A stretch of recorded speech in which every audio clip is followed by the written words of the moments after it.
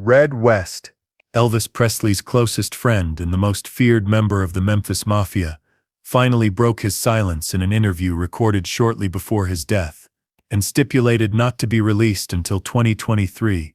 During the last 2 years of Elvis's life, I was giving him 30-40 pills every night. When I tried to stop him, he fired me. We all knew it was killing him, but nobody could say no to the king. What went on inside Graceland was like palace intrigue. Betrayal, bribery, blackmail. Some nights we pulled our guns. We weren't Elvis's servants. We were his prisoners. But the worst part is, the reason we were all there was because we loved him. All I want now is for people to finally know the truth. This shocking confession finally brings to light the dark secrets of music's most legendary and mysterious inner circle.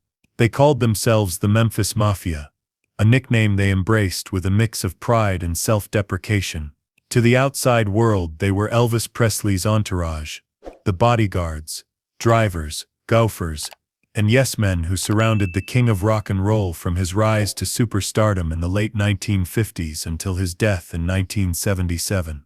Dressed in matching black suits and dark sunglasses, they projected an aura of menace and mystery, forming a human barrier between Elvis and the rest of the world. But behind closed doors, these men were Elvis's surrogate family, his protectors, enablers, drinking buddies, confidants, and sometimes victims of his legendary temper. For decades, the men of the Memphis Mafia maintained a code of silence about the private Elvis they knew. What happens with Elvis stays with Elvis was their unwritten rule. But as the years passed and their ranks thinned, the survivors began to speak more openly about life inside Elvis's inner circle. Their accounts paint a complex picture of loyalty and betrayal, of unimaginable privilege and unexpected danger, of a man they both loved and feared. Red West was perhaps Elvis's oldest friend. They met in high school in Memphis, where West, a football player, protected Elvis from bullies who targeted him for his long hair and flashy clothes. When Elvis's career took off, he brought Red along as a driver and bodyguard. West remained one of Elvis's most trusted confidants for nearly 2 decades. In an interview recorded shortly before his death in 2017 but only recently released, West revealed the darker side of his years with Elvis. People think being part of Elvis's inner circle was some kind of dream job, West said, his voice gravelly with age. And there were incredible moments. The private jets, the presidential suites, the endless supply of money and women. But they don't know what it cost us, what it meant to be owned by another man. According to West and other Memphis Mafia members who have broken their silence, life at Graceland operated under a complex system of unwritten rules, favors and loyalties. Elvis was the unquestioned king of this small kingdom, his word absolute law. Elvis could be the most generous person you'd ever meet, recalled Marty Lacker, another early Memphis Mafia member. He'd give you a car because he liked your tie, but he could turn on you in an instant if he thought you'd crossed him. And then God help you. The men of the Memphis Mafia lived in houses on or near the Graceland property, available at a moment's notice whenever Elvis called, day or night. They received salaries, but the real compensation came in the form of gifts, cash bonuses, and reflected glory from their proximity to fame. We had these custom gold rings Elvis designed for us, remembered Jerry Schilling, who joined the group in the mid-1960s. TCB with a lightning bolt, taking care of business in a flash. It was like being knighted. People treated you differently when they saw that ring. But the ring came with heavy obligations. The men were expected to separate Elvis from his legions of fans while keeping him entertained during his many sleepless nights.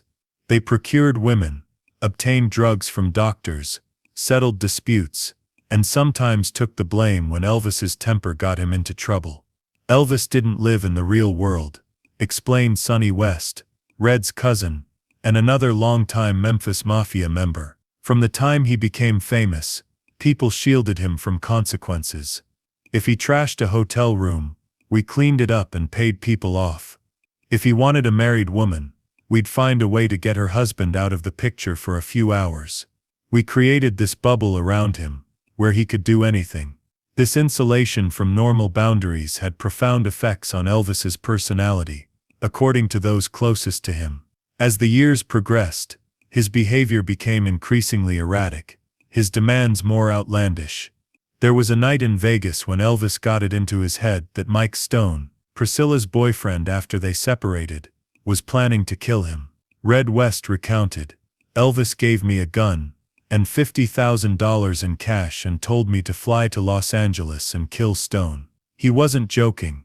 I took the money and the gun to calm him down, but of course I wasn't going to murder anyone. I just waited a few days and then told Elvis I couldn't find the guy." This incident illustrated the impossible position the Memphis Mafia often found themselves in, torn between loyalty to Elvis and the increasingly irrational nature of his demands. David Stanley, Elvis's stepbrother who joined the Memphis Mafia as a teenager, described another troubling aspect of life in Elvis's inner circle: the constant competition for the king's favor. Elvis deliberately created this environment, where we were all competing for his attention, for the biggest gifts, for the position closest to him, Stanley explained. One day you'd be his favorite, sitting next to him at dinner, getting a new car. The next day he wouldn't look at you, and someone else was in favor. It was psychological warfare, and it kept us all on edge, all trying to please him. This dynamic created a complex web of alliances and rivalries within the group.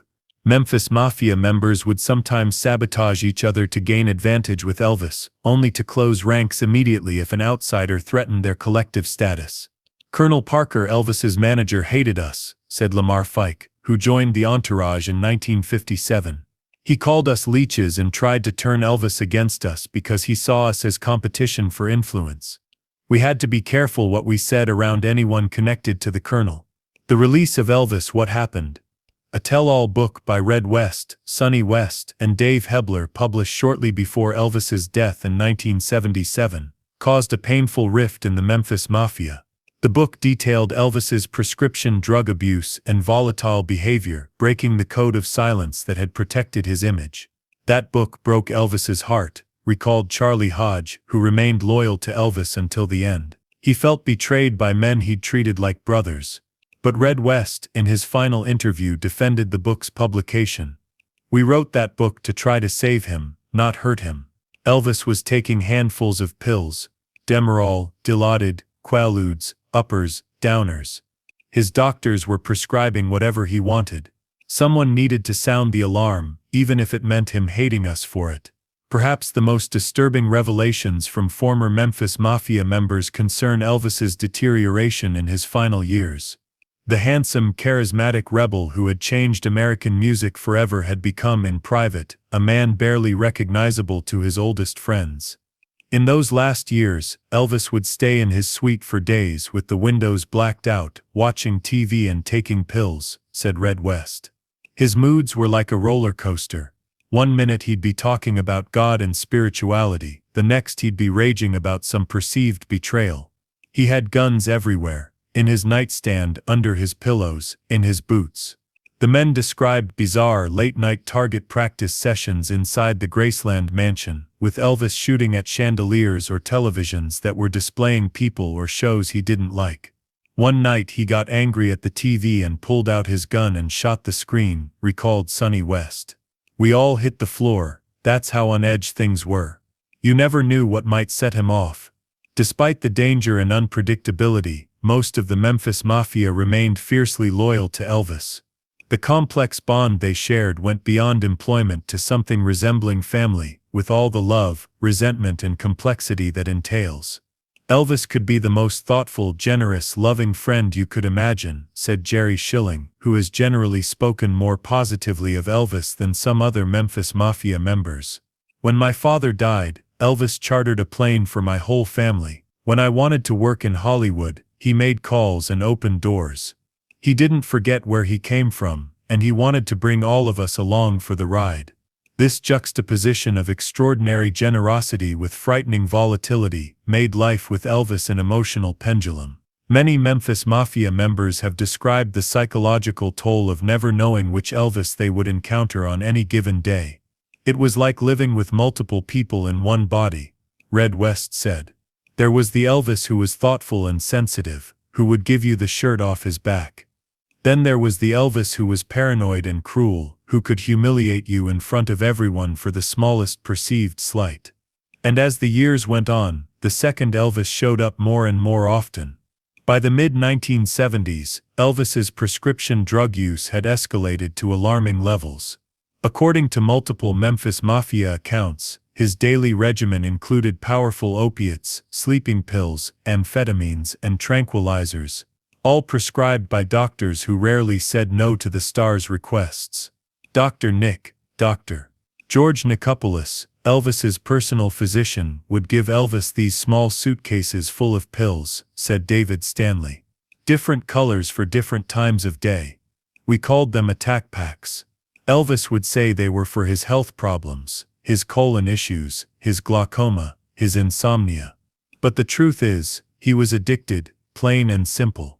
The Memphis Mafia found themselves in the morally ambiguous position of both facilitating Elvis's addiction and occasionally trying to curb it. There were times I'd water down his pills or give him placebos, Red West admitted. But he'd always find out, and then there'd be hell to pay.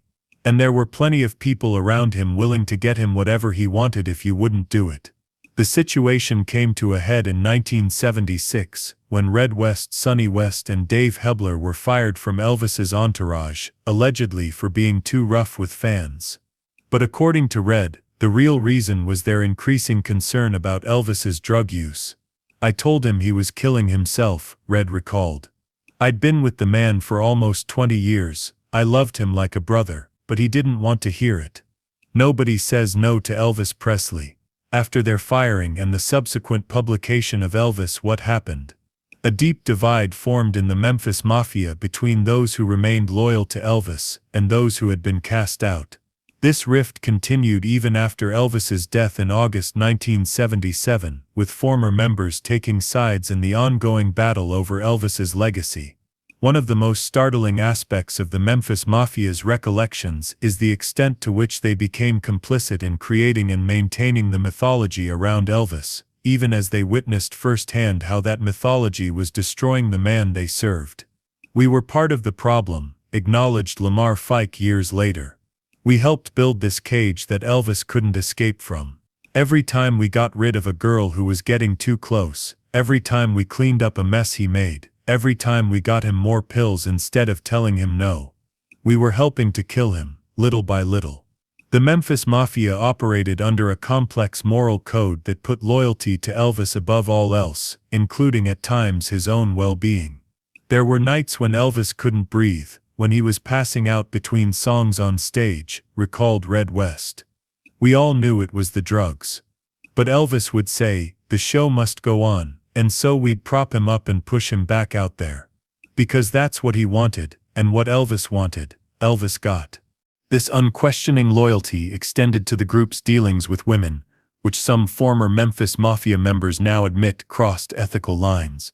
Elvis had a voracious appetite for female company, particularly in the years following his divorce from Priscilla.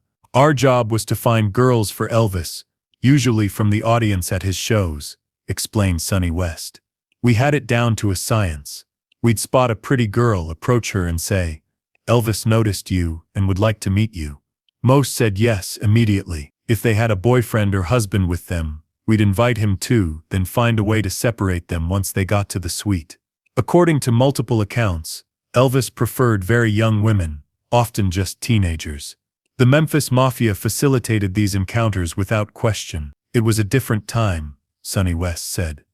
By way of explanation, nobody thought twice about a rock star being with a teenage girl, but looking back now, I'm not proud of some of the things we did. Beyond the moral compromises, life in the Memphis Mafia also took a profound personal toll on its members. Many experienced failed marriages, addiction issues of their own, and difficulties adjusting to life outside Elvis's orbit. When you're with Elvis, you're somebody, explained Jerry Schilling. The best tables at restaurants, VIP treatment everywhere, people desperate to please you just to get close to him. Then suddenly he's gone, and you realize you've spent your whole adult life being Elvis's guys instead of building something for yourself. This identity crisis affected many Memphis Mafia members after Elvis's death. Some, like Schilling, successfully transitioned to other careers in the entertainment industry. Others struggled with the sudden loss of status and income. "A lot of the guys never recovered," said Red West. "They'd spent 15-20 years in service to Elvis, and suddenly that was gone. What do you put on a resume? Professional friend to Elvis Presley." Some turned to drinking. Some tried to cash in with tacky souvenirs or by charging for interviews. It wasn't pretty. The financial arrangements within the Memphis Mafia have been a source of ongoing controversy. While Elvis was famously generous with gifts, cars, jewelry, cash, he rarely provided long-term financial security for his entourage. "Elvis lived in the moment," explained Marty Lacker. "He'd give you a Cadillac today, but he wasn't thinking about your retirement. Most of us didn't save or invest. We lived like Elvis lived, as if the party would never end." When Elvis died, most Memphis Mafia members were left without employment or financial resources. Some, like Red West, felt betrayed by the lack of provision in Elvis's will for the men who had dedicated their lives to him. "Not a penny," Red said. "After everything we did for him, Colonel made sure of that. I'm not saying Elvis owed us, but some recognition would have been nice." This financial abandonment fed into the bitterness some former Memphis Mafia members expressed in later years. It also contributed to the tell-all books and interviews that have gradually revealed the private Elvis to the public. As the last surviving members of the Memphis Mafia reach their final years, many have expressed a desire to set the record straight about their time with Elvis. There's a sense of historical responsibility, a feeling that they witnessed something important that should be documented for posterity. "I've made my peace with Elvis and that time in my life," said Jerry Schilling, now in his 80s. "Was it complicated? Yes. Did Elvis have his demons? Absolutely. But I want people to know he was also one of the most remarkable human beings I've ever met, generous, intelligent, searching. The drugs and the craziness that came later, that wasn't the real Elvis. That was Elvis lost in a maze he couldn't find his way out of." Red West, before his death, offered a similar perspective. "Elvis was like a brother to me. Brothers fight, brothers hurt each other sometimes. But in the end there's still love there. I wanted people to know the truth, not to hurt Elvis's legacy, but because the truth is actually more impressive than the myth. This kid from Tupelo, Mississippi, changed music forever, changed culture forever. He did that while fighting demons most people couldn't imagine. That makes his achievements even more incredible, not less." The gradual breaking of the Memphis Mafia's code of silence has allowed a more complete picture of Elvis Presley to emerge, one that encompasses both his extraordinary talents and his profound flaws. It's a picture of a man who inspired intense loyalty, even from those who witnessed his darkest moments. "In the end we were all there because we loved him," reflected Lamar Fike shortly before his death in 2011. "Even with all the craziness, all the pills, all the tantrums, there was something about Elvis that made you want to be in his orbit. He had this light inside him. Toward the end that light was flickering, but it never completely went out. That's what I remember most, not the darkness, but the light." As the final members of the Memphis Mafia share their stories, they offer a window into not just the private life of a music legend, but into the complex moral universe that surrounds great fame and talent. Their accounts are filled with regret, justification, love, and lingering bewilderment at the strange path their lives took in service to the king. "There are nights I still dream about Graceland," Red West said in his final interview. "In the dreams Elvis is always alive, and we're all young again, riding motorcycles through the gates, or watching movies in the TV room. Then I wake up and remember everything that happened, how it all ended. And I wonder if any of us could have done anything differently. If we could have saved him somehow." The story of the Memphis Mafia is ultimately inseparable from the story of Elvis himself, a tale of extraordinary promise and heartbreaking waste, of loyalty pushed to its limits, and of the complicated bonds between men in an unprecedented situation. Their broken silence has revealed the man behind the myth, in all his complicated humanity. Elvis used to say, "Truth is like the sun. You can shut it out for a time, but it ain't going away," recalled Jerry Schilling. "I think he'd understand why we're finally telling these stories. The truth doesn't diminish his greatness. If anything, knowing what he overcame, and what eventually overcame him, makes his achievements all the more remarkable. As the last first-hand witnesses to Elvis's private world, the remaining Memphis Mafia members offer a final unvarnished look at the king they served, the man behind the jumpsuit, and the myth, remembered by those who knew him best, for better and worse.